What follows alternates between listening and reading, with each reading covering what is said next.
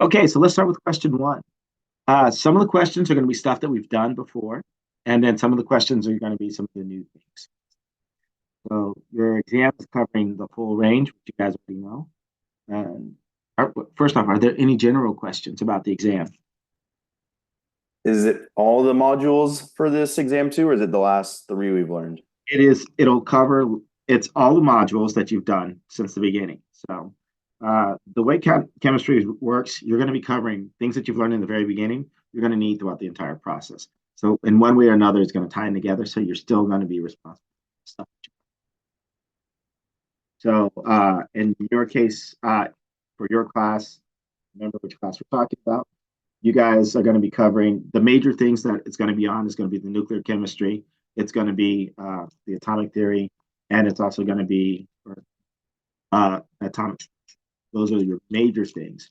But you're always going to be doing chemical reactions and balancing chemical equations, things to that extent. Okay.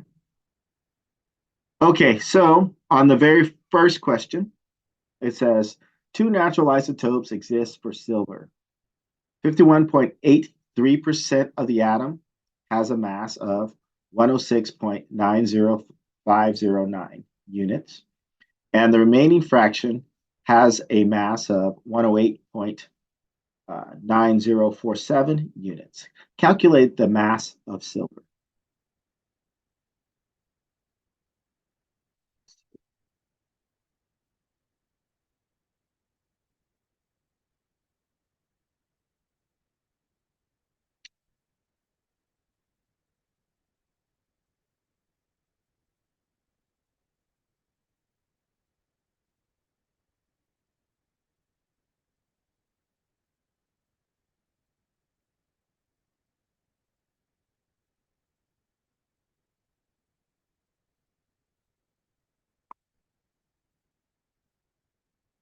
Okay, so what do you guys think we're going to do?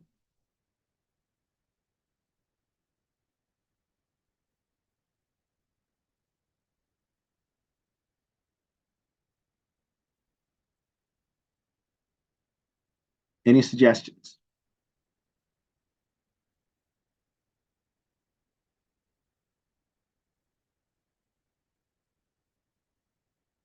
No suggestions?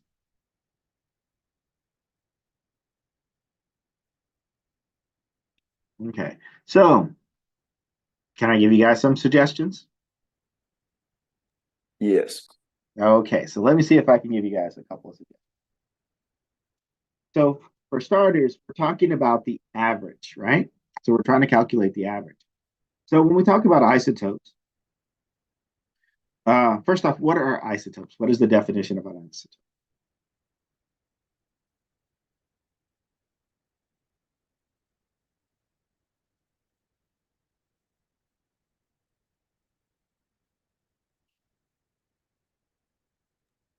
Isn't it like an element that I don't know how to explain it. It's like the same but different.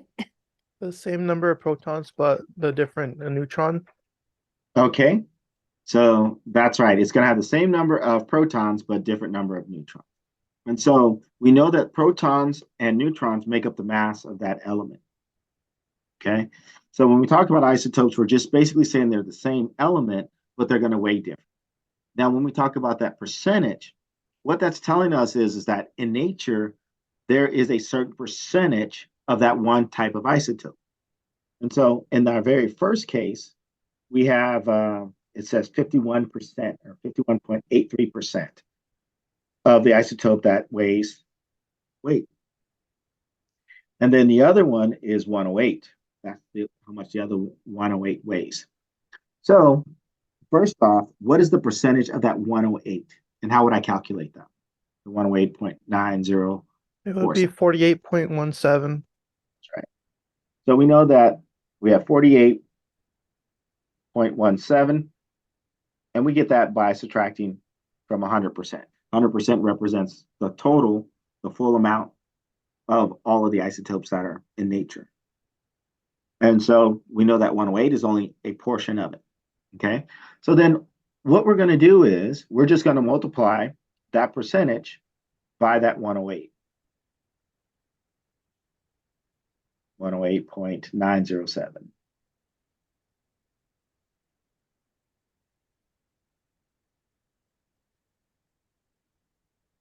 Okay, then we're going to also multiply our 51.83%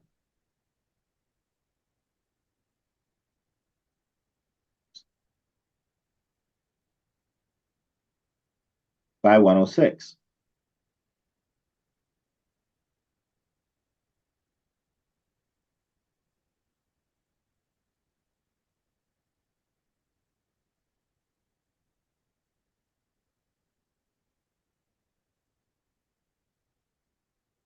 Now, when we do this multiplication, we're talking about the percentage. So that means that at the end of it, we're going to have to divide by 100 because when we talk about percentage, we're saying that we had 100% of something. So let's go ahead and do the math, and then we add them together and divide it by 100.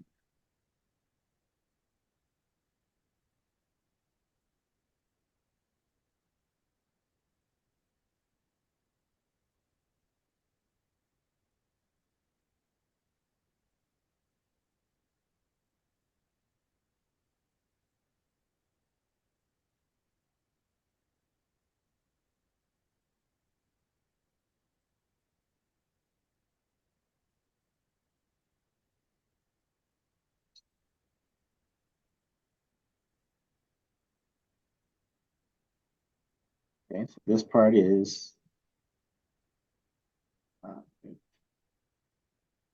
so we should have 4 sig figs because we have 4 sig figs here. So that'll be 5, 4.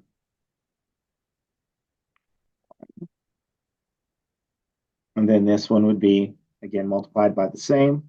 So 48.17 times 108.907. So again, 4 significant figures here. So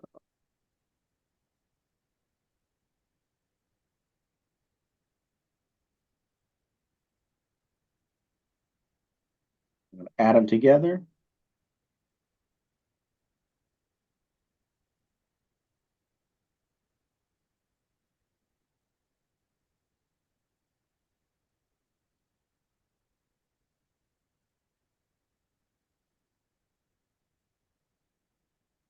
And then we're going to divide that by 100.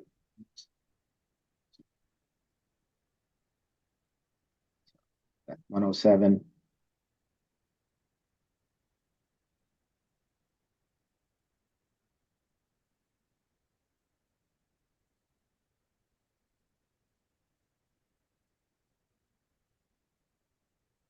And so then that's going to allow us to get rid of that percentage aspect of things. And so we'll get 107.87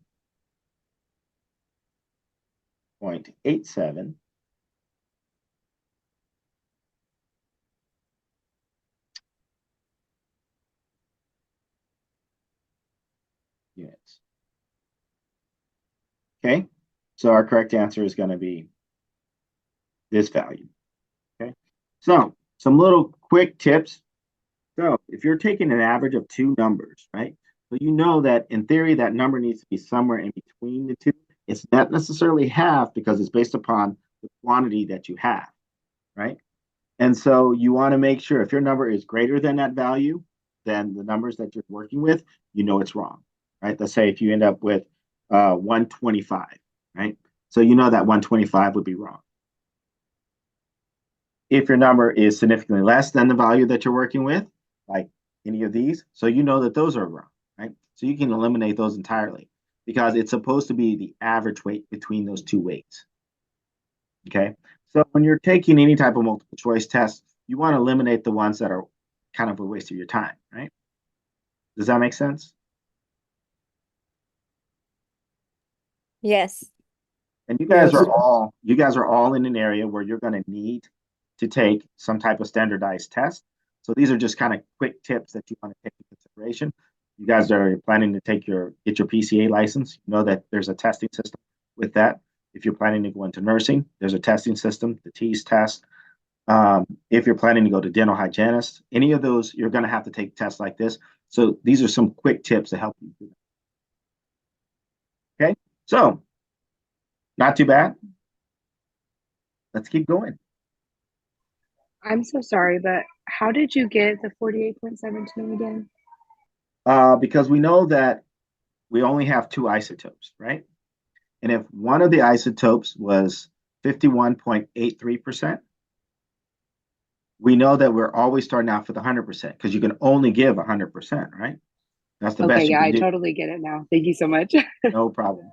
So we're just going to subtract that. Okay. Okay, question number 2. Isotopes of an element vary in mass because of the differing numbers of. Now, you all should know this because we just talked about it. Neutrons. Neutrons. Proton, neutrons. So it's just the neutrons. That's right. Because the protons are always going to be the same. Protons define the element, right? Protons will always define the element. So for an isotope, protons are always going to be the same. Oh, that's right, because the atomic number stays the same. Yes, that's right. Yep. Okay. Clear. Dr. I have a question. Yep. Are we gonna be able to get through all of them because it's 70 questions? We'll get through as many as we can, but I Mhm. will kind of cheat and go down to the short answer questions because usually you guys can go through the multiple choice on your Yeah. own and Mhm. figure that out, right? Yeah. I was just wondering. So I will skip around to try to get you through the process. Okay. And these are like a lot of these questions. Right now, you have 7 questions, 70 questions. Part of them because they're not going to be too hard. Like the last one, it's not going to take too much. So, which of the following symbol / name pairs is / are correctly matched? FL, fluorine. N, neon. S, sodium. CH, chlorine. H, hydrogen. Is it fluorine and hydrogen? I think it's it's hydrogen only because fluorine is FL F and it's F that says FL. Oh, That okay. is correct. Yeah, okay. Yep. That's why you have that periodic table. Make sure you guys use it, right?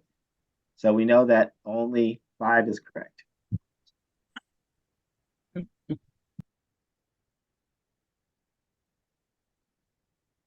Oh, and there's going to be a lot of those. They love using FL as a choice, and every time people fall for it.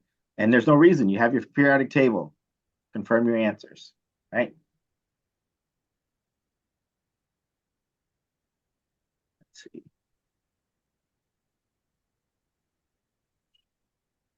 Okay, so which of the 3 major subatomic particles has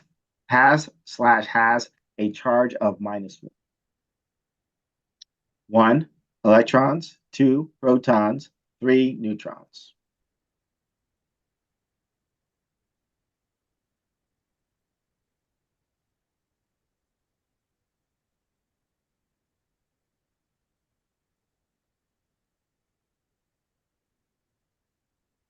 So I know most of you guys are not listening to my lectures.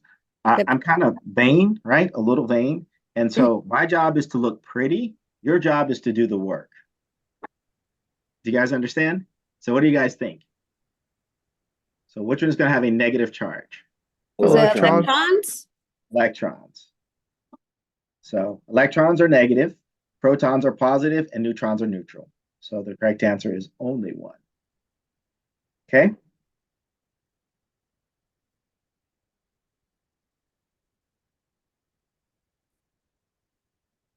So which of the following is not one of the main features of Dalton's atomic law?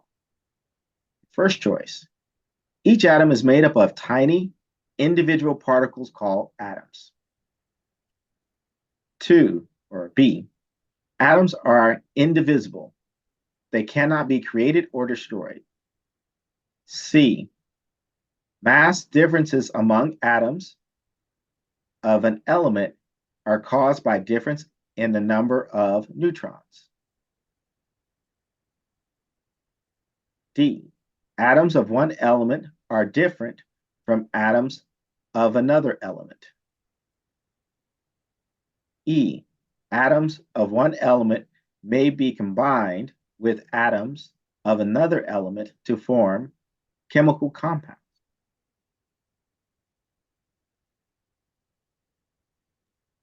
I'd say the third one is not Okay. one of them. Okay, so we say the third one. And you are correct, because that is what actually makes Dalton law incorrect, because it didn't include that, right? So you're correct.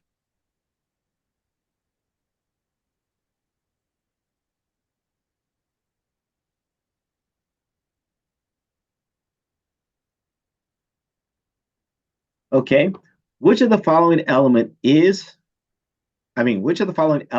are correctly matched with their period and group? Everybody has a periodic table?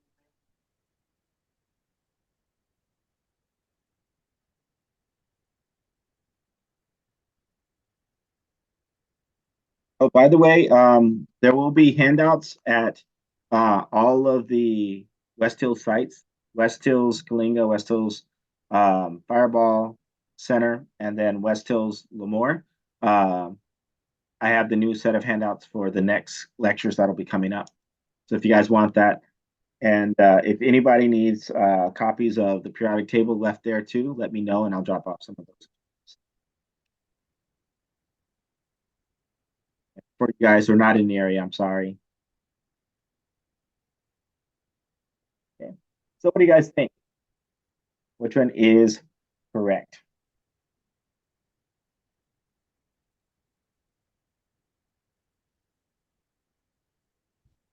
Aluminum.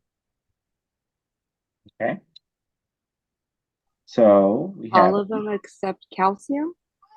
you said all of them except calcium. Think- Okay. Okay, so let's pull up a periodic table. Let's see. So we'll put this to the side here. And carbon. And you said and carbon? Okay, so let's, Yeah, I think because it says carbon. Wait, no, that's wrong. okay, so here's our periodic table. Now we know that these numbers here, these very first numbers for the group, the A4 or 4A, so those numbers make reference to the US usage table. And so we want to mainly look at our second number for one thing. And then the other thing is that, so we can kind of see what we can eliminate in that regard. When we talk about that A usage table, so we know that that's going to be basically these guys here and these guys over here. So we ignore the transitional metals, right? So that's what that is. So this would be our A1, this would be A2, this would be A3, A4, A5, A6, A7, A8. Okay, so we have carbon. We know that carbon is actually, if we look at the second number, we know that that should be 14 because that's group 14.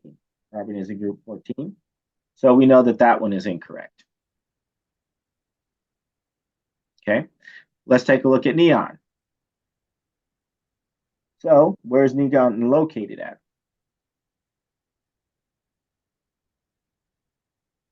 What period is neon in? Where is neon? Is it In the period second. 2? It's period 2. What group? 18. Group 18. Okay, so neon is located here. So that's group 18. That's period 2. Okay, so that one is looking good. So that one's okay. So we know that's a correct answer. Let's look at aluminum. Aluminum. What group is in aluminum in?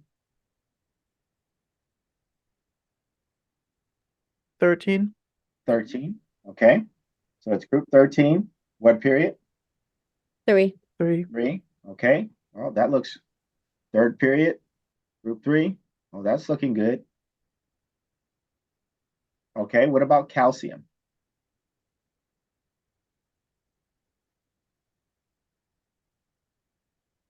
What period is calcium in? The And four. 3, but it's supposed to be 4. Okay, so it's in period 4, but it says 3, so we know that that's wrong. So it's in the wrong period, right? But group wise, it was okay, but the period was wrong. Okay, what about bromine? What period is bromine in? Fourth period, 17 group. So it's the 4th period and group 17. Okay, well, this one says 8 and 18. So, oh, that one's wrong too. So our answer is 2 and 3, right? You guys see that? Yes. Yes.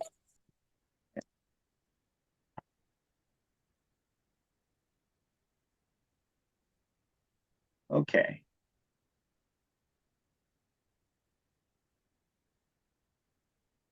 So which of the following changes is/are endothermic for the underlying object? So when we talk about endothermic and exothermic, we know that it's going to make reference to what we're talking about, right? So for instance, if I am a person standing next to the fire, the heat that's coming off that fire, is that going to be, and we're looking at that person, right? So let's say we're taking the person into account. Would it be endothermic for that person, or would it be exothermic for that person? Exo. Endo. Okay. What is the definition? Well, first off, what is the definition of endothermic? From Isn't within. it like to absorb? It is like to absorb, right? So we're bringing the energy in. Okay. So now I'll ask again.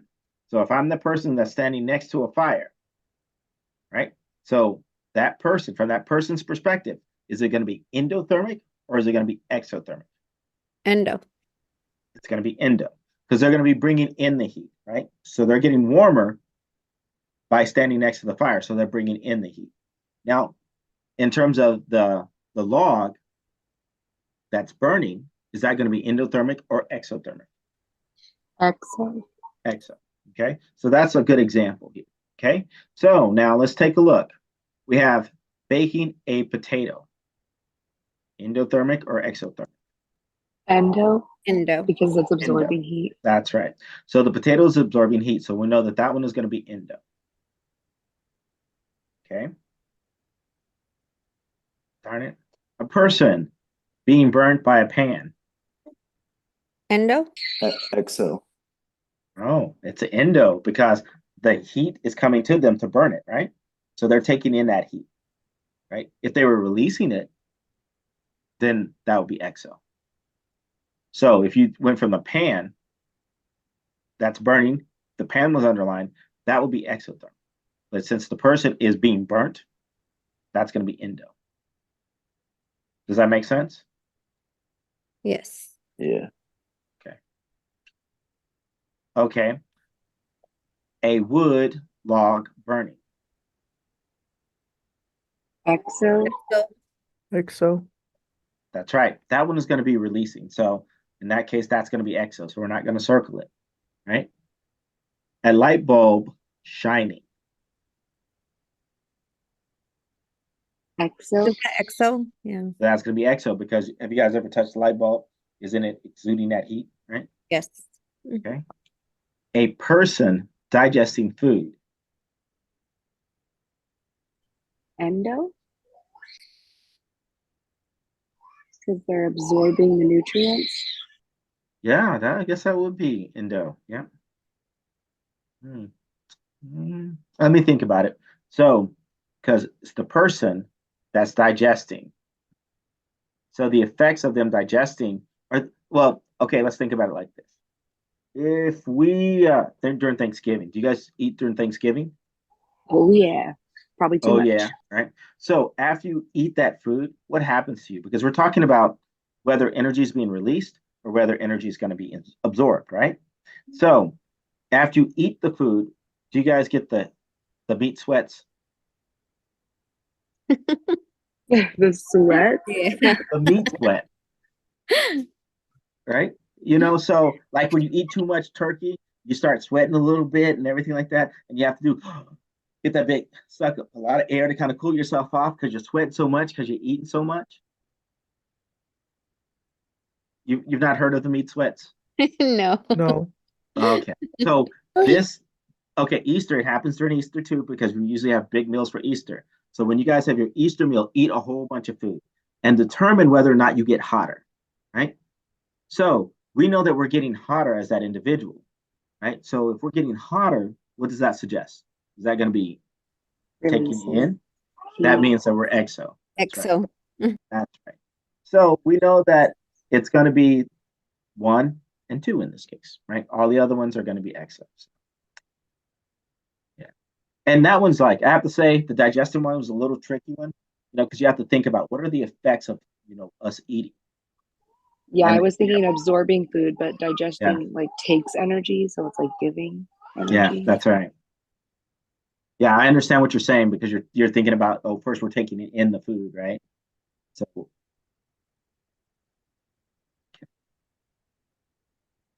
okay, so let's see.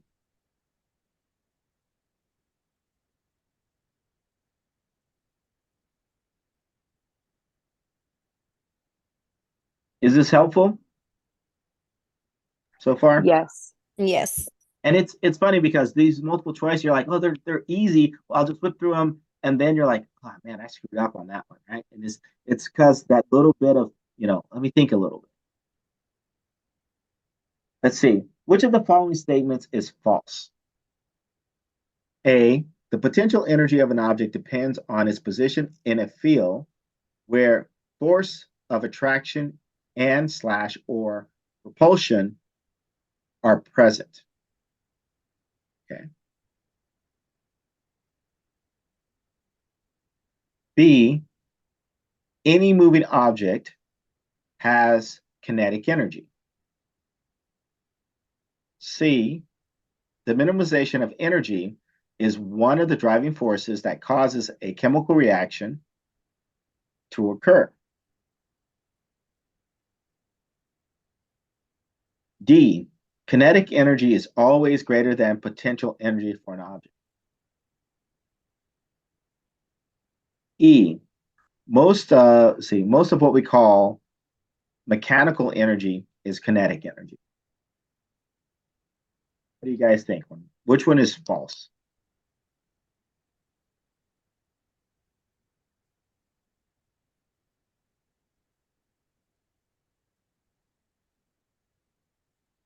Okay, so let's talk about potential energy, right? So what is the definition of potential energy? Simplest definition that we can think. The potential an object has to have kinetic energy to move. Okay, so potential energy is the potential of an object to have kinetic energy. It's interesting. So when we talk about potential energy of something, are we looking at its movement or are we looking at its location? Location? Its location. Okay. So we need to pay attention to its location. So this very first one seems to be pretty accurate so far, right? Would you guys say the first one? That one seems to be true, at least partially, right? Right. Okay. Okay, because we're saying it's dependent on its position or its location. Okay. So we're going to say this one is partially true. Okay. Or at least we know part of it is definitely true, right? What about any moving object has kinetic energy? Is that true? Yes. So that one is true. What about the minimization of energy is the driving force? So why do we do chemical reactions? Why do they occur? Okay, so I've said this a lot in lecture, but since I'm going to make the assumption that you guys do the quick through the lectures, so I'll say it differently, right? So I'll ask you a very simple question. If you guys had the opportunity to get an A just by coming here to this review session and saying, Dr. Henry, you are like the best instructor in the world. I just love your voice. You just make me tingle all over. Would you guys do that? Yep. Yes. Yep. Okay. Now, how much energy does that take? Small Little. amount. Oh, Yeah. okay. So when we're talking about reactions, chemical reactions, they want to use the minimal amount of energy as possible, right? They're lazy. They're kind of like us, right? If I didn't have to sit there and do things to sit there and get A's in classes, would I do it? No. If I could get an A just by showing up, telling you how cute you are, how great you are, we would all do that, right? And so the atoms are going to be just like you. They want to minimize the amount of energy that they use. That's the reason why they have chemical reactions, right?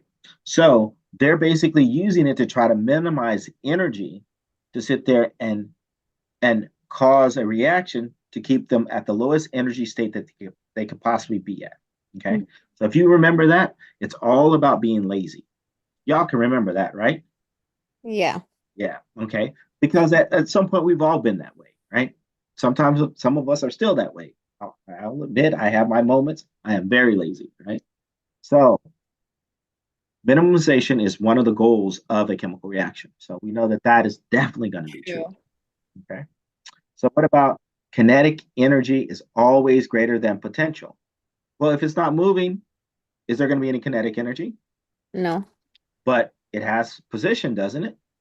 Yes. So it has potential energy. So we know that that's the case. So in that case, we have zero kinetic energy and we have all potential energy.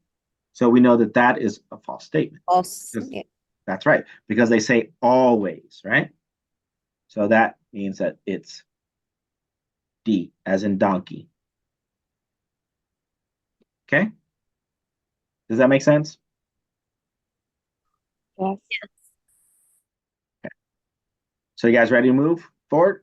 Next one. So it says, when paper is burnt, the mass of the remaining ash is less than the mass of the original paper. Which of the following statement best describes, or sorry, which of the following statements best explains for this apparent violation of the law of conservation of mass? That probably means that we need to know what the law of conservation of mass is. Can anybody tell me in the simplest form the law of conservation of mass? Is it like all all matter is like neither created nor destroyed or That's something? right. Yeah, that's basically what it is. Another way that I personally like to think of it is what I put in, I got to get out. Right. At the end of the day, it has to add up. What I'm putting in, I have to get out. Okay. So if that's the case, now what is going to be the best way to explain what's happening? So I'll read your options and you guys think about it for a minute. Okay. And then I want you guys to give me an answer. Okay. So it says some of the mass is converted into heat energy evolving from burning. Okay. Second choice is when invisible substances are taken into account, the total mass will equal the total mass of the product. Sorry, the total mass of the reactants will equal the total mass of the products.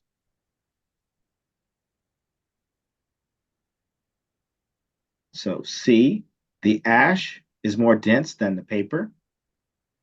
D, the different molecular structure of the ash causes it to appear it have less mass until it is compacted.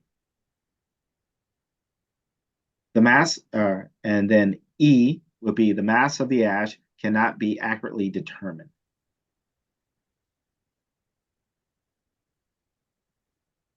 Okay. So Esmeralda says it's B. Do you guys agree with Esmeralda? Yes. Yes. So we should have agreed with Esmeralda because Esmeralda is right. It is B as in boy. So we know that what's happening is that we're making gas. And so that's our visible component.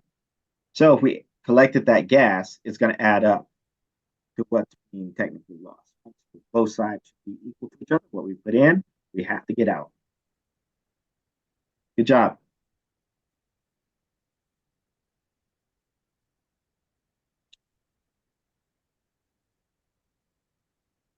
Let's see.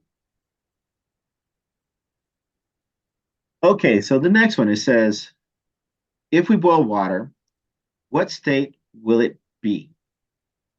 Gas. Or, sorry, what Gas. state would it become? Be a gas. That is correct. So, number 11.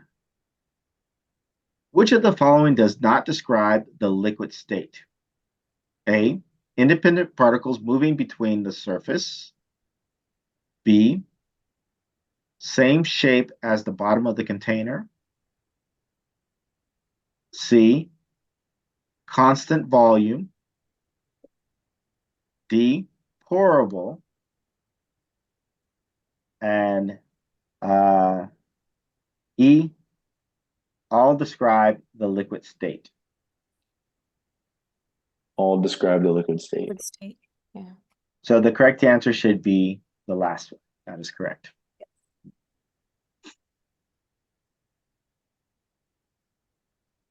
Okay. In your own words, define kinetic molecular theory.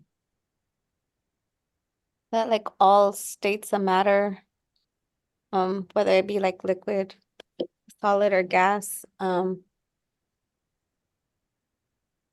moving, like they're always moving. That's right. That is correct. So all states of matter, whether it be liquid, solid, or gas, is always moving. And as we increase those temperatures or to transition from those states, the movement gets faster. Right? Okay. Do you want us to include that in there, like about the temperature? You can. That would be the most solid answer. But what you're saying is correct. Okay. You'll get points either way. Okay. Let's see if you guys can balance this chemical equation.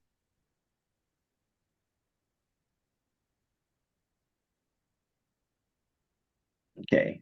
I always just put my elements down at the bottom. So on my reactant side, how many nitrogens do I have?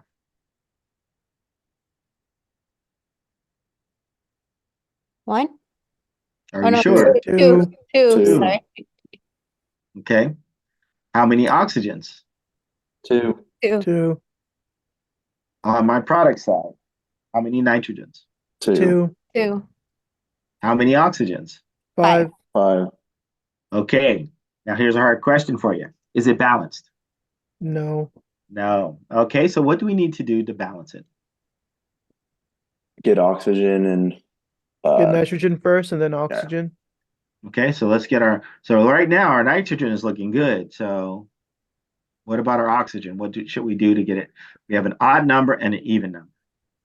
So what do you guys think we should do? Multiply the 5 by 2. Okay, so you're saying we should put a 2 in front of the nitrogen, dinitrogen pentaoxide? Yes. Yes. Okay, so then what do I need to put on the reactant side? For the Well, don't oxide? we calculate first to find out how much we have now and then Five. try to match on the other side? Yeah, good job. Yeah, good job. So we have 10 10 and 4. and 4. Good job. Okay, And on then the we other can side? we can Okay. put 2 for the nitrogen and 5 for the oxygen.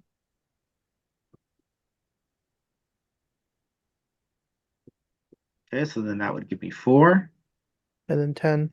and 10. Good job.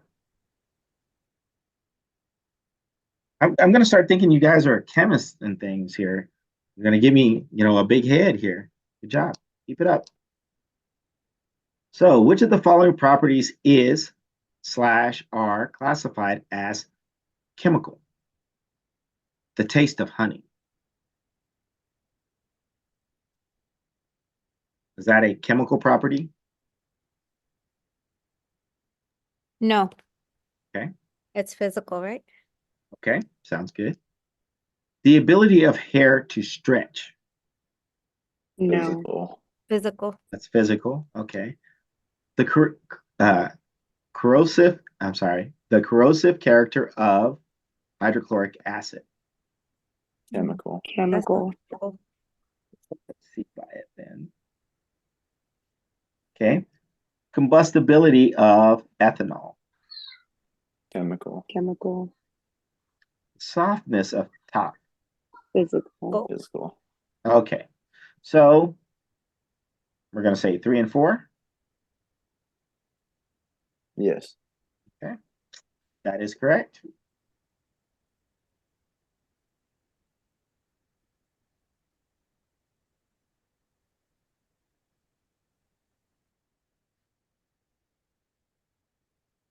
So which of the following substance is / are homogeneous?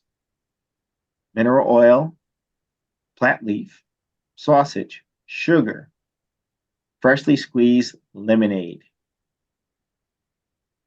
Is it mineral oil and sugar? Okay. Mineral oil and sugar. Okay. So that is going to look thorough throughout the entire thing. Homogeneous basically means that it looks thorough. Looks the same throughout the entire thing. So that would be 1 and 4. You guys agree so far? Yeah. Okay, number 16.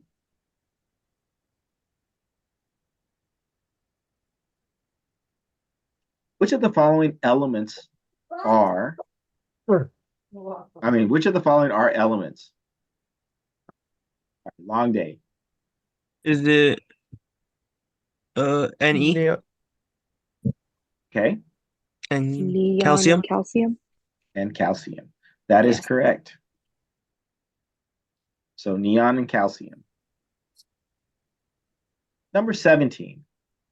Which of the following pairs of substances will be, let's see, I'm sorry, which of the following substances will there be a net attractive electrostatic force? Wait, Okay, so we're talking about a net attractive electrostatic force. So would it be 2 positively charged tennis balls or table tennis balls? Would it be a negatively charged piece of dust and a positively charged piece of dust? yes. Yeah, so we know that attraction has to occur between opposite charges. So one has to be positive and one has to be negative. Because everything else are the same. Which of the following best fits the description of a space filling model?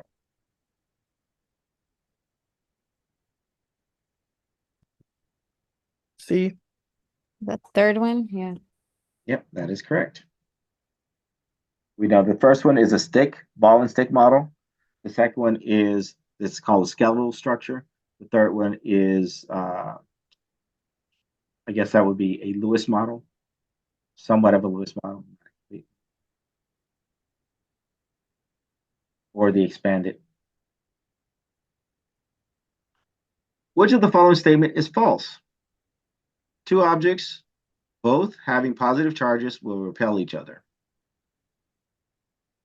The second one, 2 objects having unlike charges attract each other.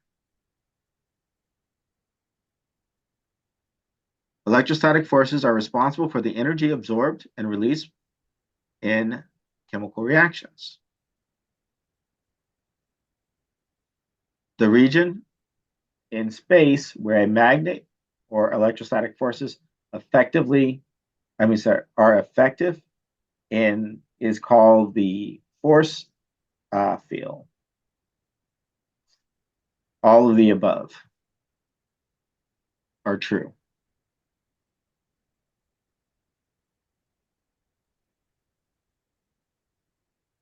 Is that first one true? Yeah. Yes, Is the second true? yes. Yes. Okay. What about that third one? Electrostatic forces are responsible for energy absorbed or released. Yes. And chemical change. Is it all above are true? So far, I mean, the first two we definitely know are true. We're looking only for one that's false. So are the charges, so you're saying charges are responsible for the energy that's absorbed or released. Okay. So you're saying all of them are true. You guys agree? No. You don't agree? Which one do you think is false?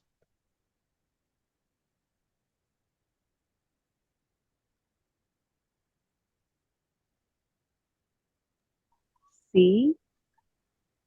So you think it's C that's false?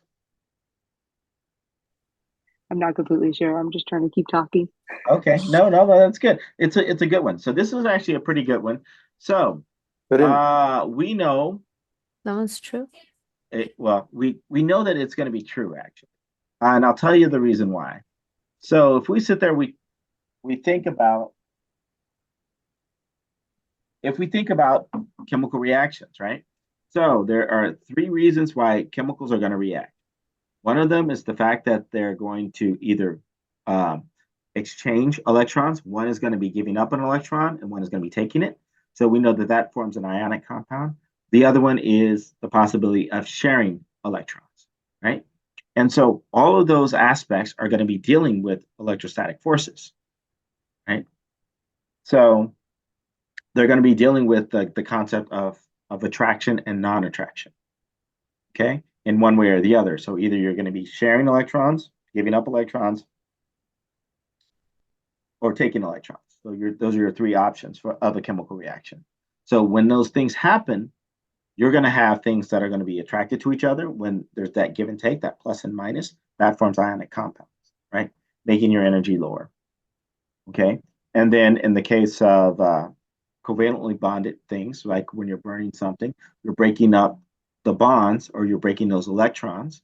So then, in a sense, you're going to have electrons being moved from one place to another as another form of attraction. Does that make sense? So the correct answer would be the last one. All of the above are true. So, but it is a good thought. So, identify the reactants and the products in the equation. So, which side is the reactants and which side are the products? The React. left is the reactants and the right is the products. Okay, so these are the reactants and these are the products. Okay, so that would be, it would be D. D as in donkey. Hold on one second. Come in. How's it going? That's good.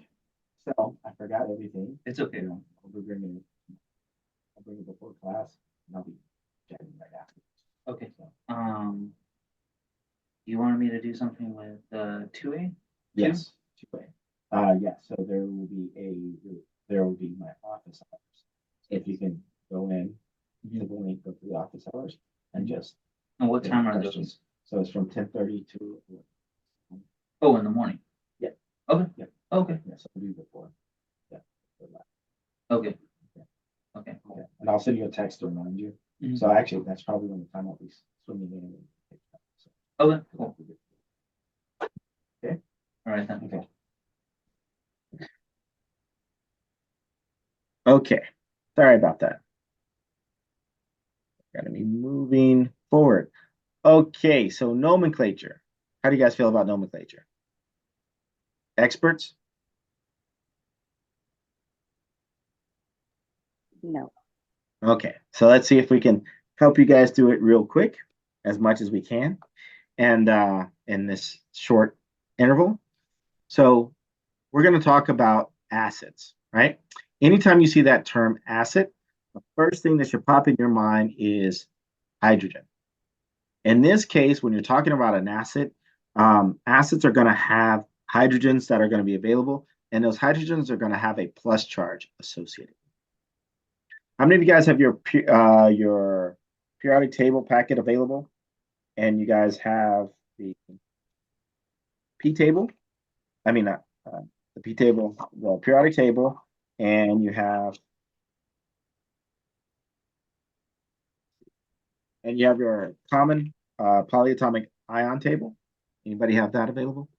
Yes. Yes. So let me pull mine up. Slow today. Oh.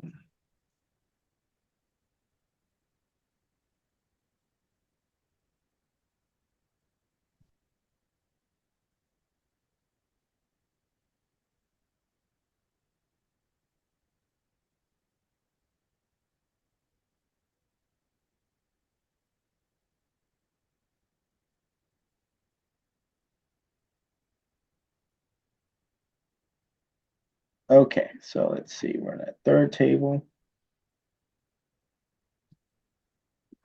There we go. Let's flip it.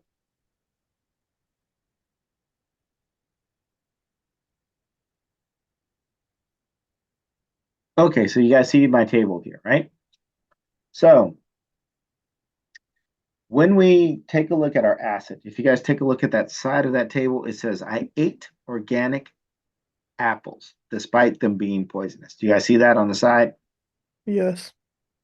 So we're going to be using that. Anytime that you see 8, you're going to be putting in ick. So for instance, if I have bromate. So the chemical formula for bromate is going to be BrO, and it's going to be 3 and minus. So this minus refers to this whole compound, right? And we know that for acids, they have to balance out, the H plus has to balance out the anion. And so in this case, the anion is this whole thing. So if we have H, Br, O3, the name of this acid, and you'll usually see AQ, because this only happens in an aqueous environment where you get the H plus. Since this root here is bromate, this guy right here, bromate, then since we have that H in front of it, it makes it an acid. So we're going to, instead of saying bromate, we're going to say bromic. So then it's going to be called bromic acid. Okay. Now, if we have BrO4,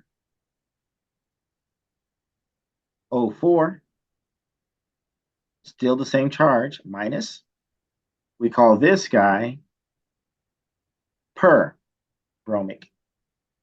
And that per stands for hyper. So if we have more than bromate, it becomes per-bromate. So this guy would be called perbromate.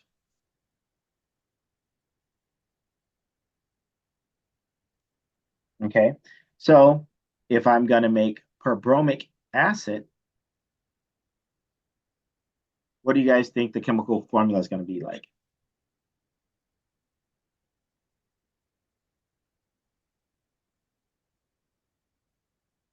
So we know that Br looks like this. If we put an H in front of it, it becomes bromic acid.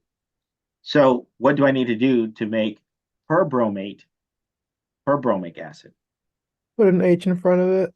Put an H in front of it and get rid of the charges.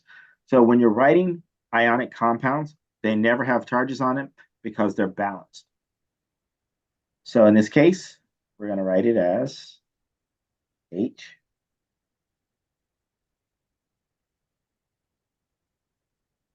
B R O. In this case, we're going to have one more oxygen, and that's what makes it per. Okay. Now, oops. If I go the other way, and I go to BrO2 minus, right? So that 8 now is going to become bromite. So we're going to replace it with an ITE.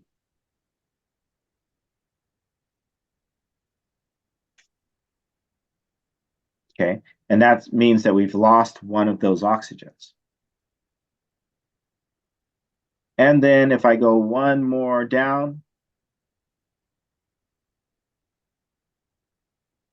one oxygen less, what do you guys think is going to happen? So when one oxygen above perbromate, Hypo. hypo, that's right. So we're going to have this called hypobromite.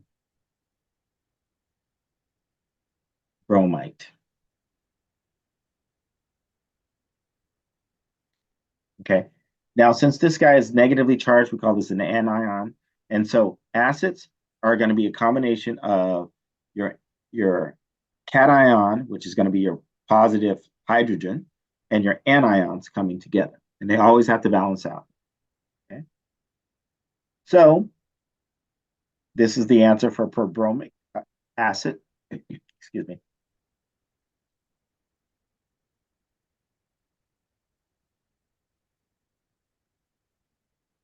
Okay, so let's go back to our exam. I'm gonna pull this to the side so we can use it for others. So I'm going to drag this one up. So I'm going to erase all of this. Everybody got that down? Can I go ahead and erase that other part? The others? Yes. Nobody else answered.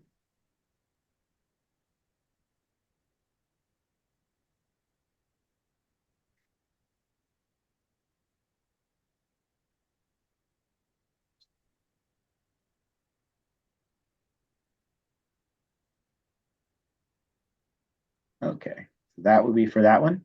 So this here, as soon as you see Greek prefixes, these are all Greek prefixes, we know that we're talking about covalent bonds. So in this case, all we do is take the element that they are, we take the Greek prefix for the number that they represent. So in this case, this would be O. Nona, or known, is going to be 9.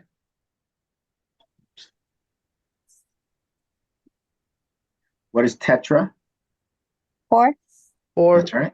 So then our chlorine, which is Cl, is going to be 4. And then our fluorine is going to be, what is penta? 5. 5. And the symbol for fluorine? F. Yeah.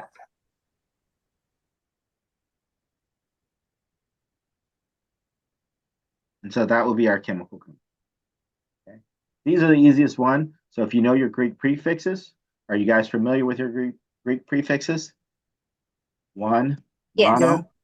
Mono, di, tri, tetra, penta, hexa, hepta, octo, nona, deca, Yes. undeca. And I think Okay, it's go off. dideca Go or off. trideca. Yeah, dodeca and trideca. Yeah, that's right. Let's see. You guys are too fast. I can't type that fast. 5, penta, 6, hexa, 7, hepta,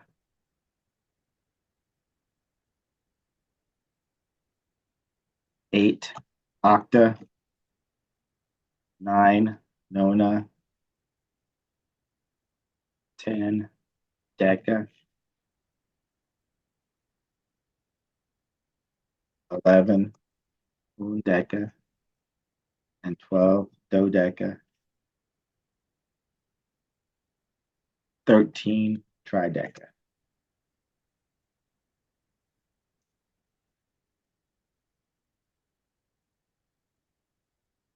Okay, so, and that's for covalent bonds. So if you start seeing those Greek prefixes, you know you're forming a covalent bond, and you want to remember it's subscripts, not coefficients, okay? Let's see. If we have strontium phosphide, what do you guys think the chemical formula for that is going to be? So this is an example of an ionic compound. Let's go to the chemical or the periodic table.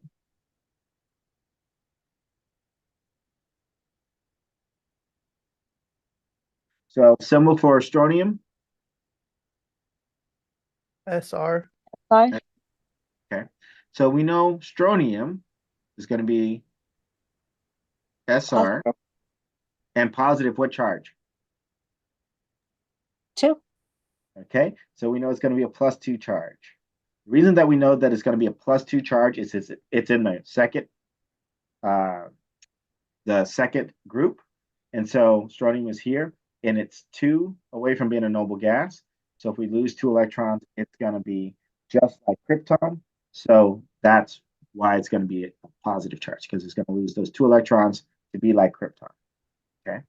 And then phosphide is going to be what charge? Or it's going to be what element, what symbol, and what charge? P. It's P. And what's going to be the charge? -3. Okay. So it's going to be a 3 minus. Okay. So for these guys, because it's an ionic compound, they have to balance out their charges to add up to 0. So we have one that's a 2 plus and one that's a 3 minus. So how many of my strontium am I going to need? And then how many of my phosphide am I going to need? So it would add up to a total of 0. 3 strontium and 2 phos. So my chemical formula is going to be SR3. And then it's going to be P2. So if we have 2 P's, that's going to add up to -6. And then if we have 3 strontiums, that's going to add up to a total of positive 6. So that's going to cancel each other out. And that's going to be my chemical. How do you know P has a -3? Good question. So if we go to our periodic table, we look where P is located. P is located right here. Mhm. It's 1, 2, 3 from being a noble gas. So if we add 3 electrons, it's going to act just like a noble gas. So we know noble gases are stable because their outer shell is completely full of electrons. Every element on the periodic table, except for transition elements and our actinoids and our lactanoids, every other element is going to try to be like the noble gases. They're going to try to get to that point where they have stability like the noble gases. So in this case, it's easier for a phosphate to gain 3 electrons to be like argon rather than to lose 1, 2, 3, 4 to be like neon. Okay. So because of that, for it to be stable, for it to be happy, it wants to be like argon. And so it wants to try to get those 3 electrons. Okay. And so the way that you determine it, whether or not you have an ionic compound or a covalent compound, another way is if you take a look at these elements that we had for our covalent compound earlier, we had oxygen, we had chlorine, and we had fluorine. What do they all have in common? What type of elements are they?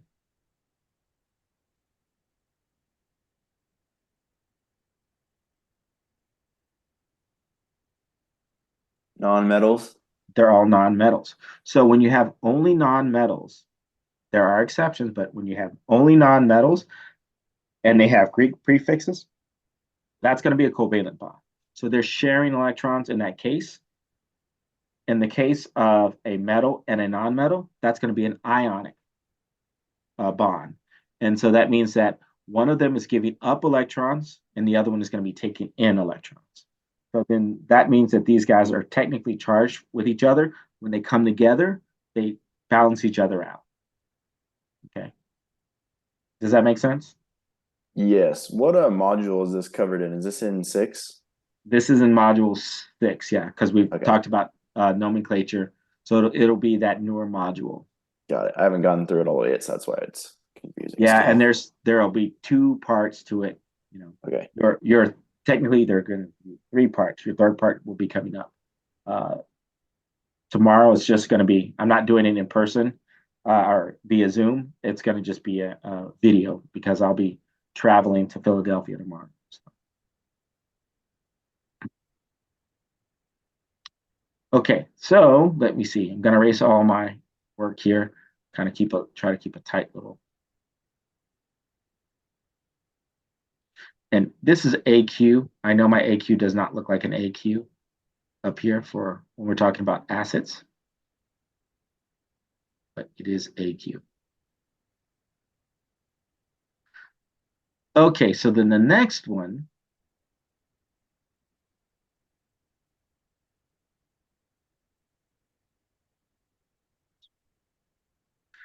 Okay, so then the next one it says sodium hydroxide. So what is the symbol for sodium? Na. Na. What is the charge on sodium? Where's sodium located on our periodic table? Positive. Negative.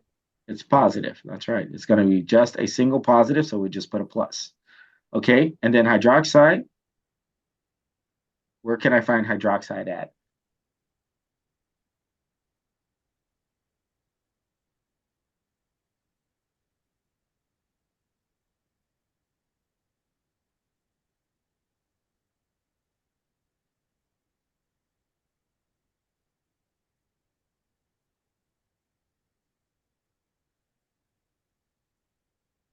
Anyone? An H Just an H? with an O. With the And no. that's right. So it's we typically write it as OH. And what charge is that?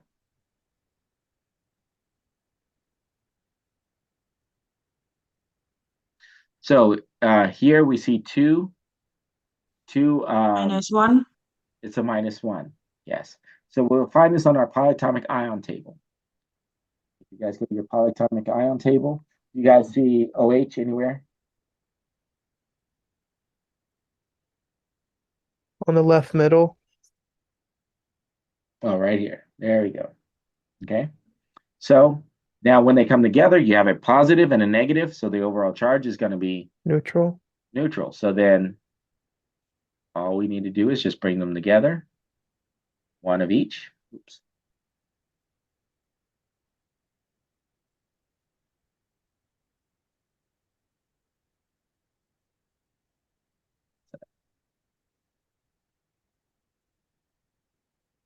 NaOH.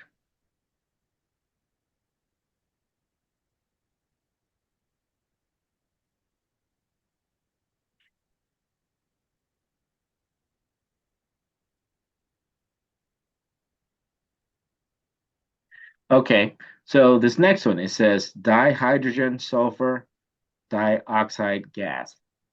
So what would be the chemical formula for that?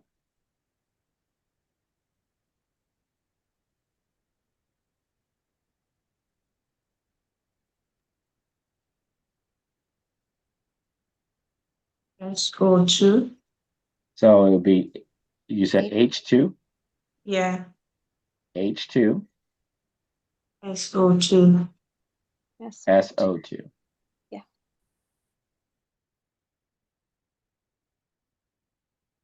And then the fact that I told you it's a gas, what else do I want you to write down?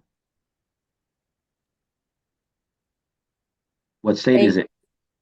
What? G. A G. That's right. Okay. Okay. The last one, ammonium dichromate. Ammonium dichromate. Do you guys see ammonium anywhere on your polyatomic ion table? Yes. Okay. What is the chemical formula for ammonium? NH4 with a positive charge. NH4 with a positive charge.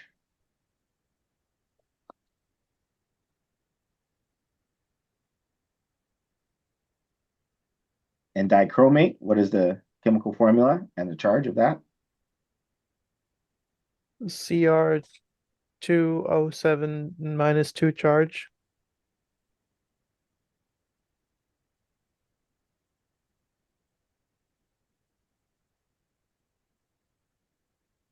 Okay. So this has a -2 charge. This has a plus charge. So how many ammonium will I need? Another pneumonium. Okay. So I'll need a total of 2. Okay. So So it's, we're going to, oh, go ahead. it's just a big 2 in front of the NH4. No, because that would be a coefficient, right? Oops. That's all right.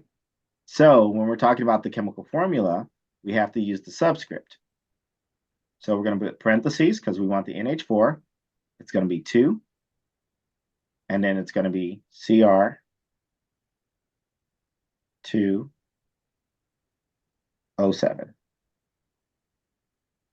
Okay, so you only use coefficients when you're trying to balance chemical equations after you already have the formulas. Does that make sense? So you don't use it for the naming the formula, you use it for balancing chemical equations.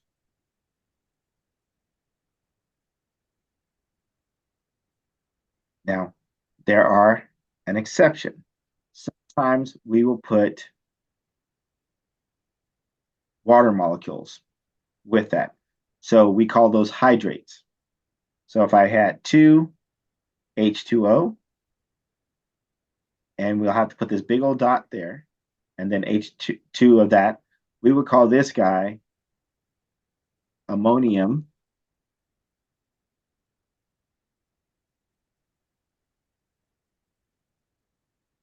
dichromate.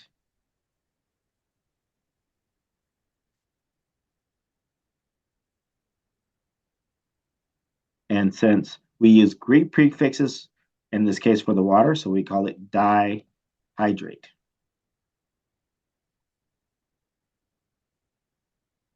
Okay, so this is the only exception when you would put that coefficient in front of the water, but you put it times that. That lets us know that you have water that's going to be interacting with it to kind of keep it in suspension or keep it in moist enough so that you can dissolve it. Okay, so that's called a hydrate. Okay, questions?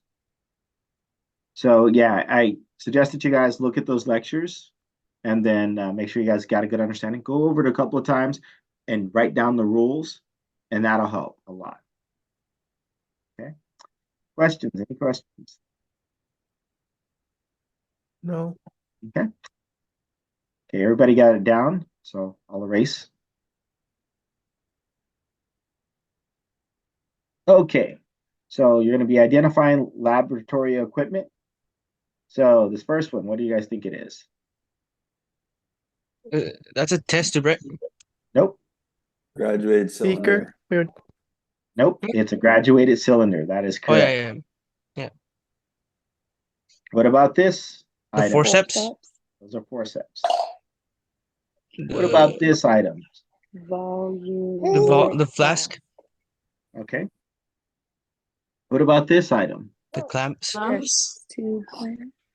Test tube clamp. Okay. What about this? beaker, Beaker. The beaker. Beaker. Okay. Okay. So these are conversions. So we're gonna skip down. These are like chapter 3. So dimensional analysis. So we're gonna go ahead and skip down a little bit further. And you guys know how to balance chemical equations. You're feeling confident on that? Yes.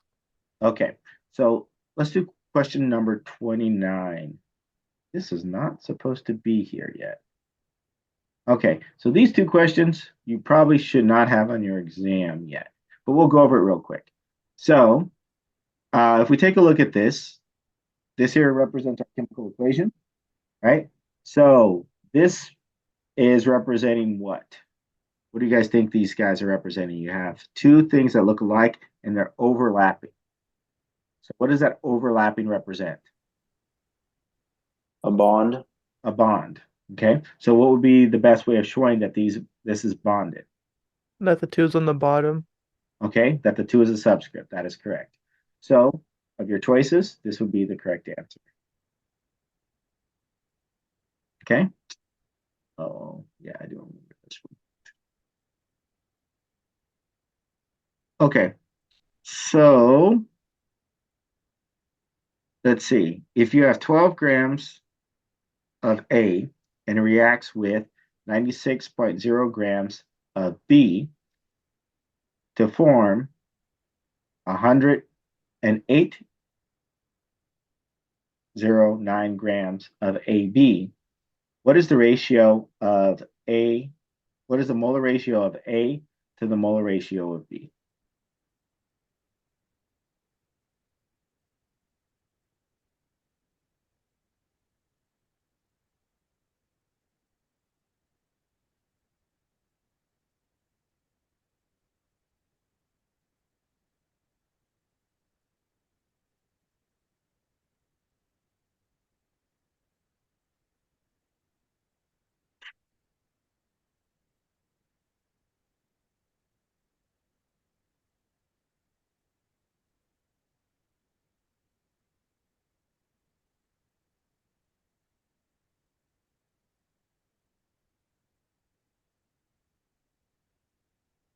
Okay, so if we look at our ratios, It'd be 1 to 8.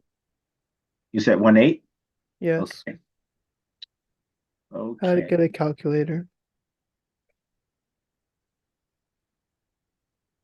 Okay. And so you base that on the 12 divided by that mass, right? Is that correct? Yes. Okay. But if we look at, because the law of conservation says what we put in, we have to get out, right? Yes. Okay. So if what we put in, we have to get out. So that basically means that we're using all of this component and all of that component. And we're talking about the molar mass, right? Not just the mass. So if we look at that ratio, for every 1B, we have 2 A's, right? Is that true? Yes. For every 1B, we have 2 A's. Okay, for that to hold true, and we're not utilizing the full of our 2B, for that ratio to be correct, would it actually be 1/8 or would it be 1/16? 1/16. And that's because the There's ratio that two we're, B's. that's right. Yep.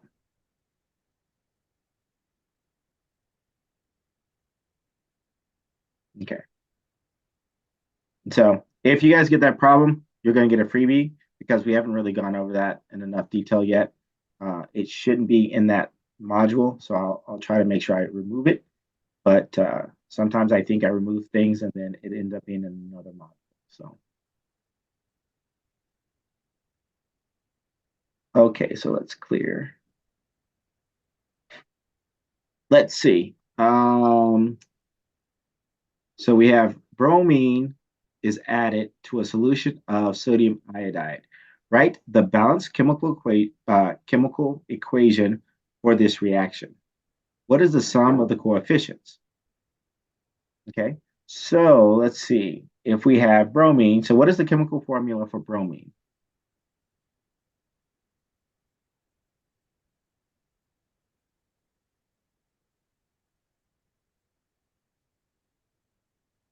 Bromine by itself, what would be its chemical formula? Let me give you guys a hint. Have no fear of ice cold beer. Anybody remember that? I remember it, but I don't What do you, remember like the whole thing about it. okay. Anybody else remember that? Have no fear of ice cold beer. Is it BR2? That's right. Yeah. So know that when we have certain elements, they're diatomic. So you have 7 diatomics. You have hydrogen, you have nitrogen, you have fluorine, you have oxygen, you have iodine, you have chlorine, and you have bromine. So that would be your 7. Let me write that down. So yeah, Br2, Cl2, I2, O2, F2, N2, and H2. Okay, so when you have bromine by itself, it's going to be written as Br2.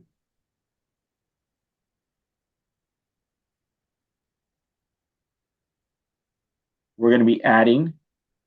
So what is the chemical formula for sodium iodide? I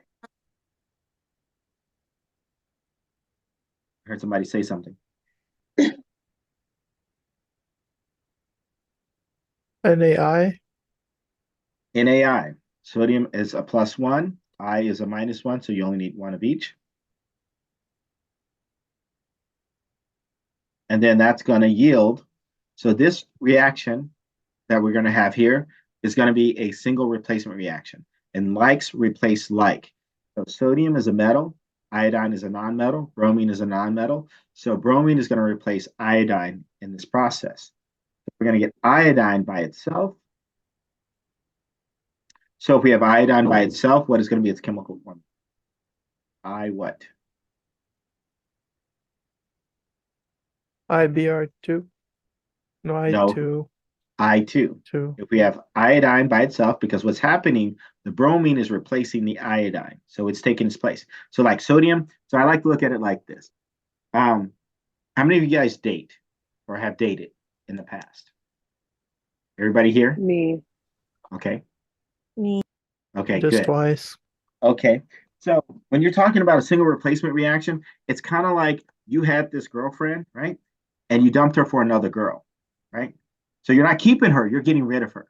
Okay. So then you're replacing her with the other girl. So in this case, sodium is dumping iodine for bromine. Okay. So then iodine is going to be all by herself. And then sodium is going to be hooking up with bromine. Bromine has what charge associated? What was that?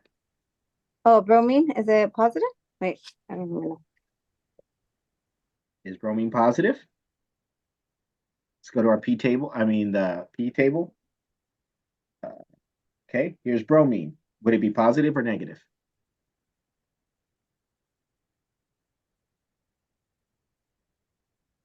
How far is it from the noble gas? Are you going to be adding an electron or are you going to be removing electrons? Adding 1. We're going to be adding 1. So then it's going to have a -1 charge, which is going to balance out that +1 charge. So in this case, it's just going to be 1 Br. Okay. Now, is this a balanced chemical equation? I'm going to slide this over. This is a balanced chemical equation.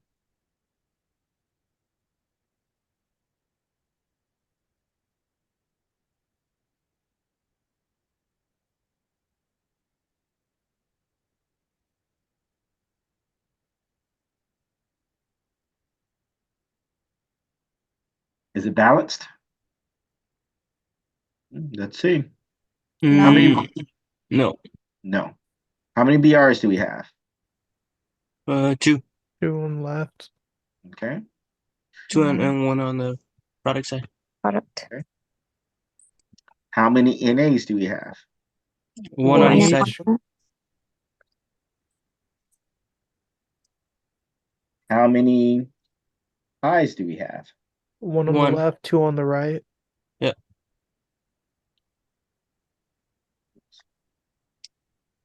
Okay. So, balanced? No. Nope. No. Okay. So what do I need to do to balance it? 2 times 1. So and then you get 2 for BR. Okay, so 2 in front of the NA. Yeah. Okay. So we always want to put that in front of our in front of our compound. And we know that this is all together.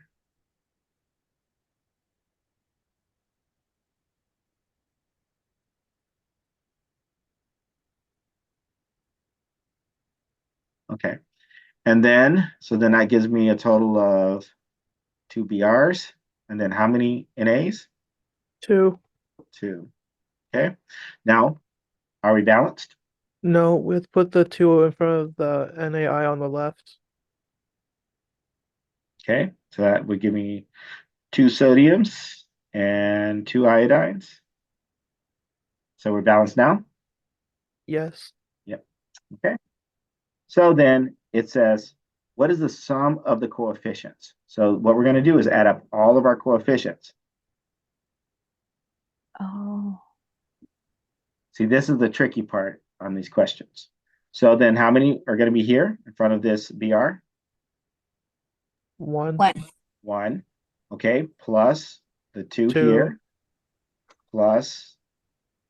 1, So then that gives us a total of 4 plus. 2. So that's a total of 6, right?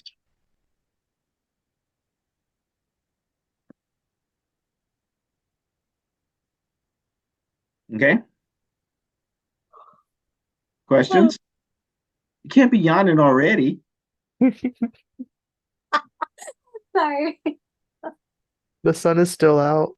I know. Okay. What about the next question? This is a good one. I like these type of questions Yes, Come I up. have trouble on that one. So often. Okay, so here, you guys take a look at it, right? So this is going to represent a type of reaction, right? So if you take a look at it, what does it look like? It looks like a decomposition, but Are I you don't. sure? But I don't know because then I see two, and then I see like two Okay. bigger ones. So do these guys look alike?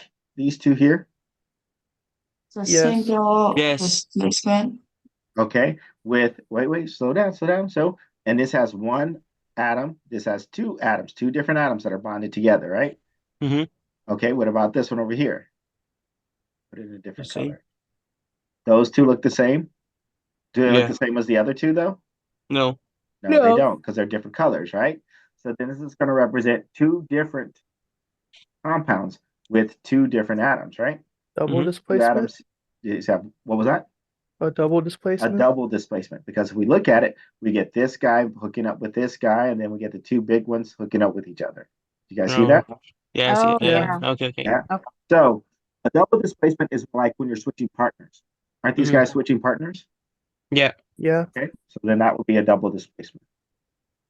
Okay. So this is an example. This one here is a single displacement, where you have, in this case, bromine is replacing the iodine. So that's a single displacement. Okay.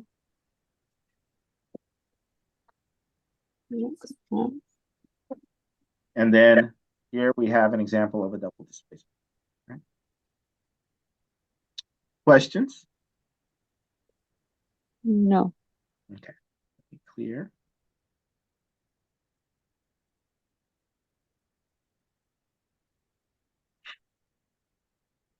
Okay. Okay, so considering the hypothetical chemical reaction represented by the equation A plus 2B yields 3C plus D. Which of the following interpretations of this equation is not correct?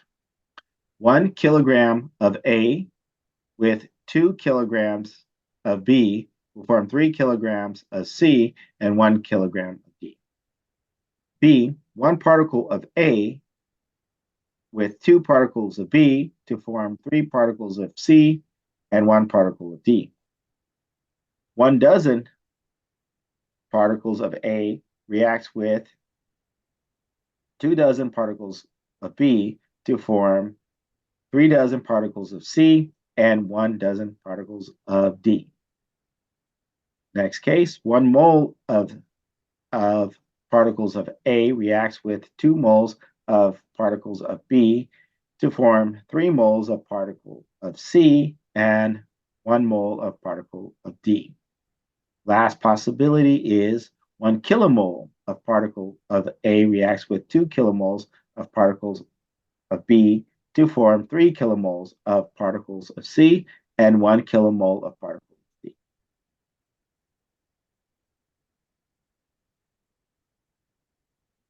That was a mouthful. So what do you guys think?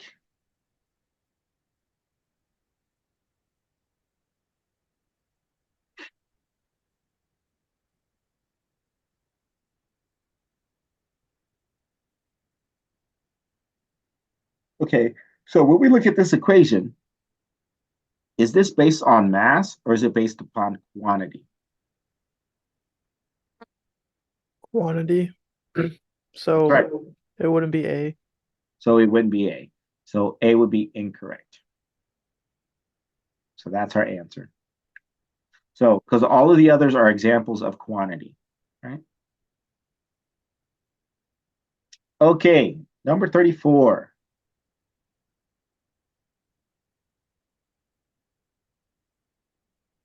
Actually, so let's skip down because we're getting close with time. So these are all going to be nomenclature and types of reactions. So I'm going to recommend that you guys look at those lectures. I'll also say that you'll have not as many questions on this topic, right? Because I didn't go over the entire thing completely, but there's a great opportunities to get a couple of extra credit points.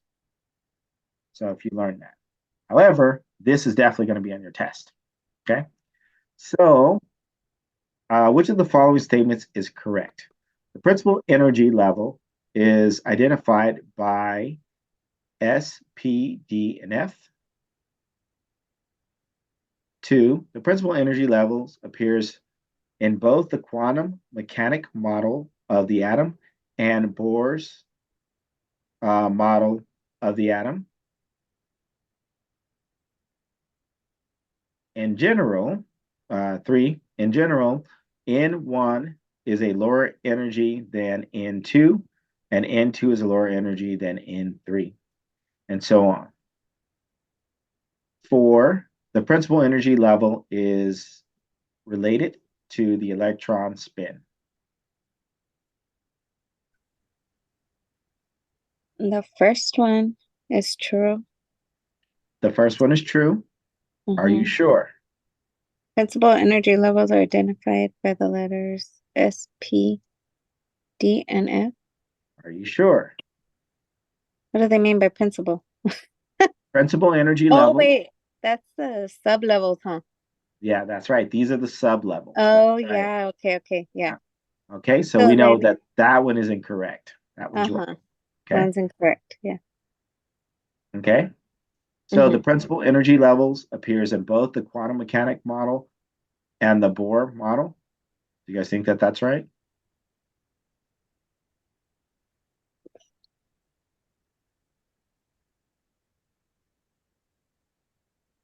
So electron configuration is an example of that. So when we talk about that principal energy level, we're talking about our periods, right? So when we say 1s2, this number here, that very first number, is our principal energy level. So when we're talking about the quantum mechanic models, that's what we're talking about in terms of electron configuration. So 1s2 would be an example. Then we had 2s2, Or two. right?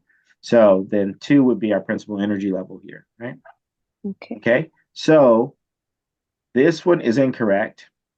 And then when we talk about the principal energy level is related to the spin. So the spin represents really what direction the arrow would go. We didn't talk about those arrows. So when you're talking about things being in the same orbital, so in the case of S has one orbital, and it can hold a total of 2 electrons. P has 3 orbitals. Each of them could hold 2 electrons. So that's a total of 6 electrons that can be held by the P.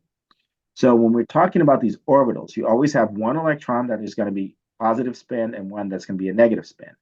But that is not the principal energy level, right? The principal energy level is just a period. So it's just going to be that number, right? Or what we represent as N. Okay. So then the other one would be incorrect, would be 4. 3. Okay. So we have 1 and 4. Let's see. So it would just be 2 and 3. So what we correct would be 2 and 3. Yep. Three. Let's see. Okay. Questions?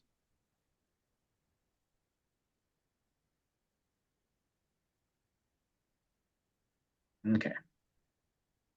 That one was a little tricky. Okay, let's see. Identify the statement from the following combine, let's see, following statement that combine the correct cause with the correct effect of that cause. Okay, so the sulfur atoms are smaller than phosphorus atoms because sulfur has a smaller atomic number. Is that true?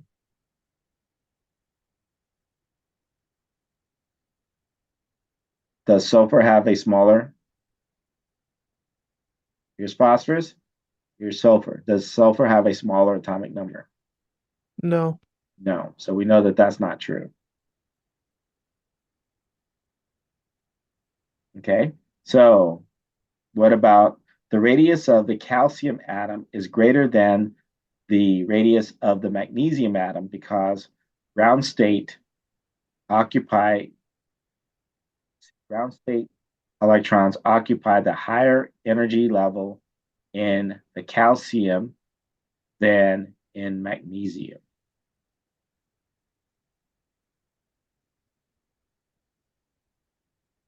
Okay, so we have calcium. Oops.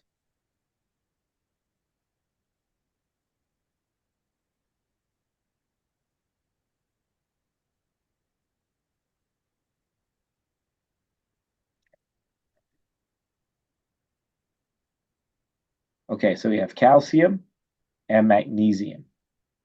And they're saying that the radius of the calcium atom is greater than. Okay, so in other words, the principal energy level has gone up. We have more electrons that'll be here, and then the calcium is going to be occupying a higher ground state level than the magnesium.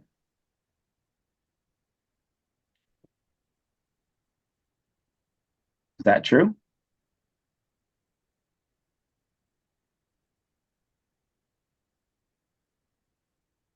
Okay. Are you guys familiar with the Russian dolls? Like the little Russian dolls that you stick inside of each other? Yes. Okay. So they're basically saying that since you have a level 3 here, so you have 3 Russian dolls that are sticking inside of each other, and this one has a level 4. Which one is going to be bigger? Calcium or magnesium? Calcium. Calcium. Okay, so that's what they're saying here. So does that hold up true?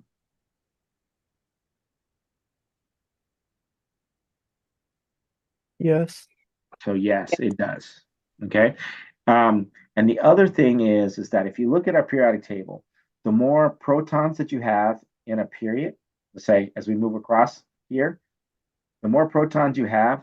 So protons are positive. They're going to be in the middle of the electron. The electrons they're going to be in the middle of the atom. The electrons are going to be in the outside, right? And so the more protons you have, the better pull it has on those electrons that are moving on the outside.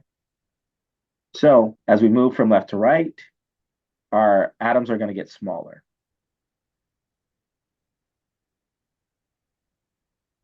As we move from top to bottom, our atom is going to get bigger.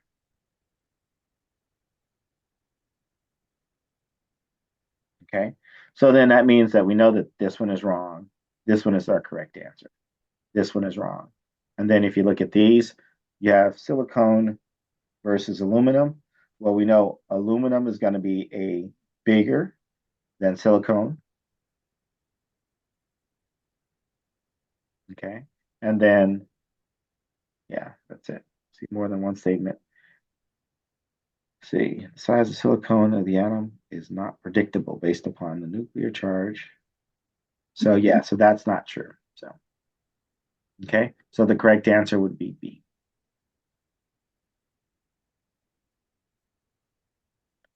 Okay. Yeah, let's see. How are we doing on time? We got 8 minutes. So do you guys want to do an electron configuration problem? So a short answer problem here? Yeah. Okay. Yes. So let's go ahead and do that. Okay. So do you want to do the hard one or do you want to do the easy one? Hard. Hard. And if we have enough time, I'll do all 3. So, Mhm. because I have another class that'll be coming in just a minute. There will be another review session tomorrow at 4 to 6, I believe, with Israel. So if you go to his tutoring hours, and then Angelia said that she would do one on Thursday. I'll have to send you her times because I don't remember. It's I think it's 3 to 7. Is it 3 to 7? Okay. So Yeah. she'll be doing one from 3 to 7. And so what I'll do is I'll send them this practice test, so then they can go over some of the other stuff with you guys that we Mhm. Okay. if you guys attend. Okay, so let's go ahead and do the electron configuration. So we're going to need our periodic table, and we'll start off with that very first one. So we're going to do it the short way. Now, the way that you would do it the short way is that you need to find where the element is located at. So we have LR. LR is located right here. Okay, so it's LR 6 plus. So what we're going to do is we're going to go back to LR, go back. We're going to come up here, and we're going to pay attention to the atomic numbers. So this is 89. So we want to come back up here to 88. And then we want to go to the nuclear, the noble gas that would be before LR, not the one that would be after LR. So the noble gas that would be before LR is Rn. So we're going to use that as our core. Okay, so that represents our nuclear core. So those are the electrons that can't be touched. So all of these, they represent all the electrons that would be before that.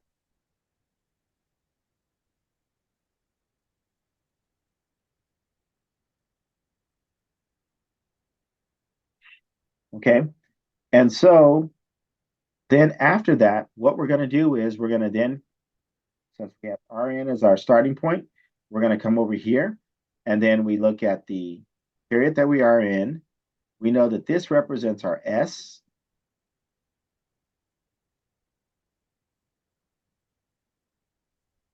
So that's going to be our S subshell. We know that this represents our D subshell, and this over here represents our P subshell. And then these down here, all the way up to 70. So these are going to be our F subshell. These guys here, these guys are really in the D subshell. They're really located right at this point. So when we look at the periodic table, we basically have a gap that would be between the D and the S, and that's where the F would be. So then we'd go through, we'd write 7S. And then here, this is representing 2 columns, so 7s2. So then that would represent this electron and this electron. Then we come down here. And so we're going all the way to the end. So then that's 1, 2, 3, 4, 5, 6, 7, 8, 9, 10, 11, 12, 13, 14. So then here, so and this is one thing that you're going to have to remember is that the 6 down here actually starts at 4F. So this will be 4F, and then that means that this is going to be 5F. And then our D's up here, this is going to be 3D. This is going to be 4D.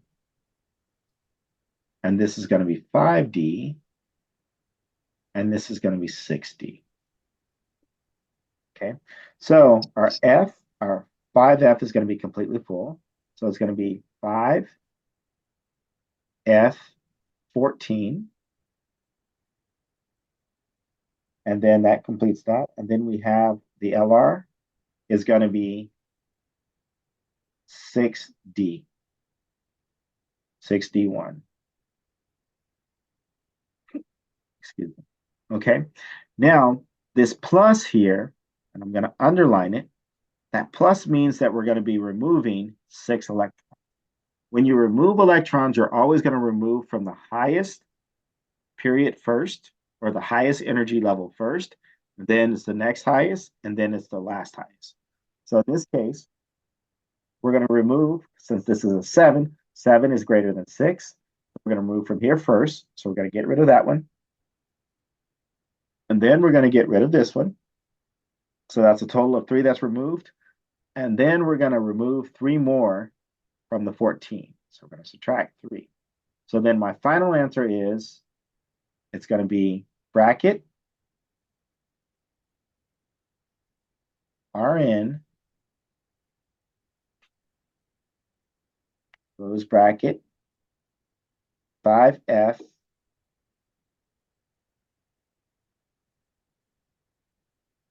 see 14 minus 3, 11. 11, right? So when to write it correctly, you'd write your LR 6 plus. And then colon. Trouble with colons. Okay. And so that's how you'd write it. Okay. Now, this one here is AS. Okay. So I'm going to go ahead and erase all of the stuff that I scribbled here. So if you take a picture, if you haven't got a picture, you can also take a screenshot by hitting this button right here. It'll save it onto your computer. If you go to annotate.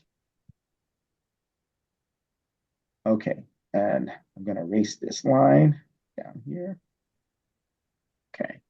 And then we're looking at AS in this situation. So it's AS. And then we're adding 3 more electrons. So it's going to be just like KR.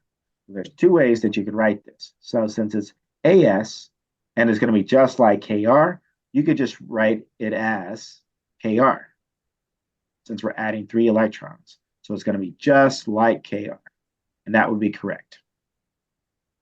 Okay, so you put semicolon, AS, semicolon, KR.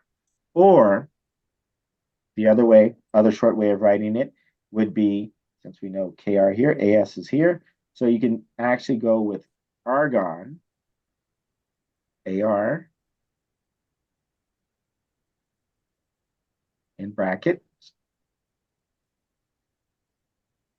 And then you just go 4s2.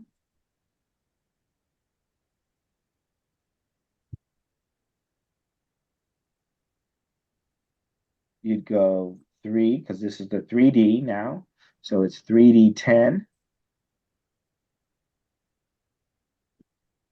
Because then that's representing 1, 2, 3, 4, 5, 6, 7, 8, 9, 10. And then you'd go 4p, 1, 2, 3, 4, 5, 6. Because you have 3 electrons added onto your AS. So that will be 4p6. Okay. And the last one for platinum. Okay, so this is for the platinum. Sorry, I ran out of little room. Okay, so we need to find where platinum's at. Platinum is located right here. Okay, so what is going to be the noble gas before platinum?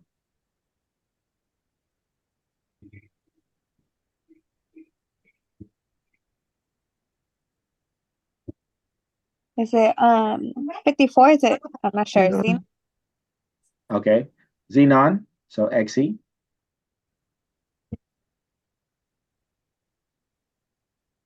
Okay, and then we start at the Xe. So then this is the period that we're going to be starting with. So it'll be 6 what? So what is the first thing that we come in contact with? S. S. Okay. And how 2. many? 2. Yeah. And then this here, soon as you get here, you need to start moving down. So down here. So this guy would be what? 4F? 4F. 14? 14, that's right. Because F can hold 14 electrons. Okay, so then after we do that, we're going to come back up to our Ds. Okay, then we have 5D. 5D.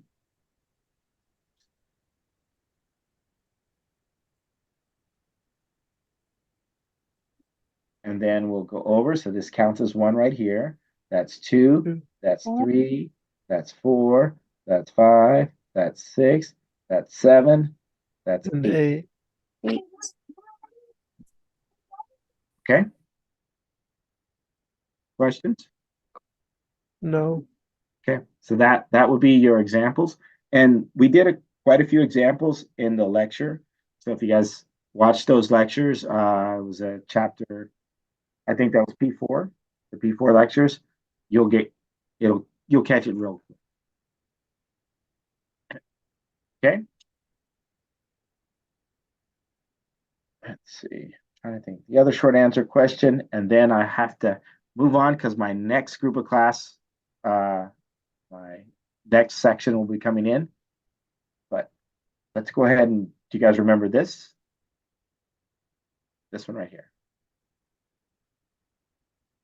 Yes. Yes, I think so. Okay. So let's see if we can do this real quick. So what would be the atomic mass if we have a structure like this?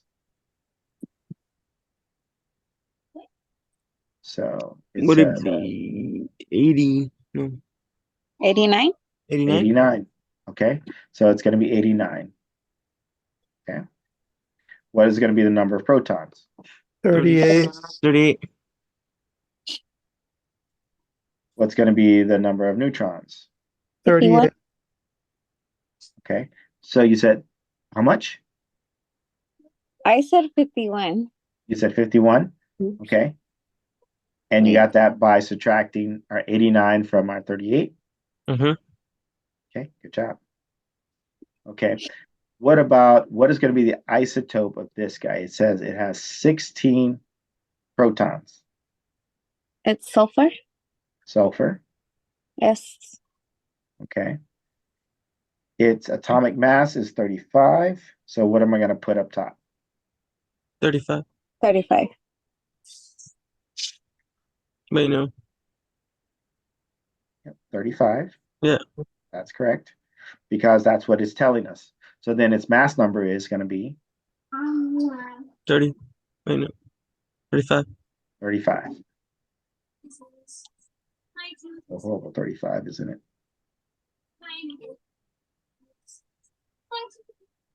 I have trouble when I have to write really tiny. Actually, I have trouble all the time. It doesn't matter. Okay. So number of protons. What about its atomic number? 16. 16. So then what should be the Lord number here? 16. 16. Should it have a charge associated with it? Oh, No. Okay. How many neutrons? 19. That's right. Okay. What about this last one? Atomic number is 90. Okay. Number of protons? 90. 90.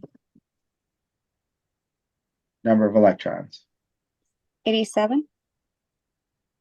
And how did you get 87?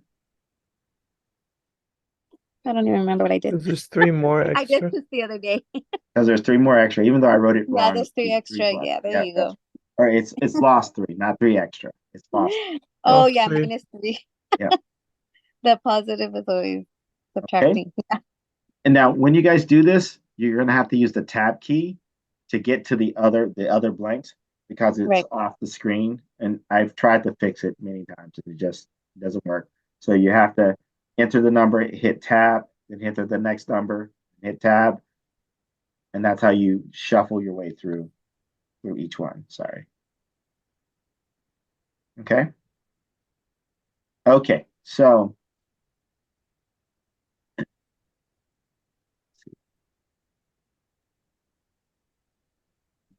the key for this one is don't overthink it. And you're going to be using this equation down here for this last part, which is going to be C equals lambda nu. Lambda nu. Okay, so nu represents your frequency, lambda represents your wavelength. So you're going to be solving for your wavelength. This is the speed of light. I'm sorry, you're going to be solving for your frequency. This is the speed of light, and you're just going to use your wavelength, the color that it tells you that it is, to calculate where your wavelength is going to be based upon this table, roughly. Is our answer gonna be like scientific notation or like decimal? It's going to be in scientific notation. Okay. Yeah, because the number is going to be, I think it's like Pretty- 4 point, I don't know. it's going to be a large number. Yeah. Yeah. Okay. Okay. So I'm going to let you guys go. So my other class, you can sit around because they're going to be doing the first exam. So, but it'll be really review for you guys. Okay. Okay. Thank you. You guys have a, Thank you so good- much. yes, you're welcome. You guys have a good break. And then I'll see you guys when we get back. Good luck with everything. So Okay, you too. Real quick, Israel said that the exam is technically due April 1st, so I'm confused. Is it due the Yeah. 22nd? So no, it's technically due the 22nd because I don't want to give you any work over the break, right? And so, but it can be done. You have until April 1st to actually do it. yeah, that's what I'm gonna do it. Yeah. Okay, great. Thank you. It gives me Okay. more time to study. Yes. Yeah, Okay. I'm not gonna do anything over the break anyways. Except study, right? Yeah, yeah, that was the plan. And make up any homework or labs that you. Mhm. That's And right. we can still do test corrections for the first exam, correct? That is correct. I have to finish grading all your exams. So Okay, beautiful. Thank you so much. they'll be up during the break. Yeah. And this review is gonna be uploaded on YouTube, right? Yes, So it I is can- going to be uploaded. Okay. Okay. Also, do you know how many questions the exam's gonna be? Because in the practice exam is like Oh 70. yeah, it's going to be about 20. I think it's 28 questions. I have to look again, but like And there's- 28 questions. Yeah, There's gonna be extra credit like last time. of course. Okay. Study Have a hard. great. You too. Bye. Okay, have a safe trip, Dr. Henry, and have I a happy will. Easter. Thank you Thank you. guys. Yeah. Thanks.